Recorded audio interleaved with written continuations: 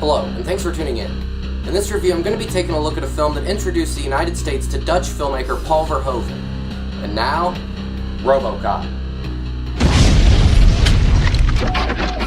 The movie's set in a dystopian future where corporations run everything. A cop is tragically killed on his first day on the force, and is brought back as a cybernetic crime-fighting machine. He eventually regains his human memories and enacts revenge on those who killed him. On the surface, this movie is little more than a typical 80s action vehicle. However, if you dig deeper, there are many satirical and allegorical themes at play here, including humanity's obsession with violence, corporate greed, nuclear war, media bias, and the obvious themes of giving sentience to machines. The movie is only made better by the cast. Peter Weller is excellent in the lead role, and let's be honest, if his portrayal sucked, the rest of the movie was gonna suck too.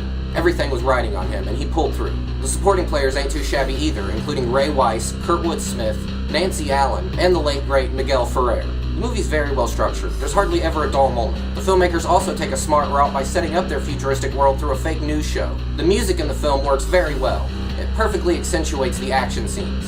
The movie does a nice job of balancing the gritty urban environments with the sterile futuristic utopias. The production design on the film is fantastic, particularly the RoboCop suit, designed by special effects wizard Rob Bottin. Fun fact, Peter Weller would reportedly lose up to 3 pounds of water weight a day in the suit. This was eventually rectified by installing an air conditioning unit inside of it. There is some stop motion animation, and it does look pretty good, but it's stop motion animation, so it's pretty cheesy. That's honestly the only bad thing I can say about this film.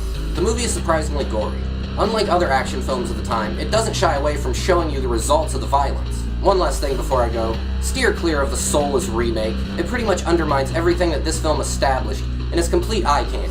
Avoid that neutered piece of crap at all costs. On paper, RoboCop had every sign pointing to a surefire failure. However, that's not the case. The film actually transcends its genre and becomes something far more. It's an absolute masterpiece. Go ahead and give it a watch.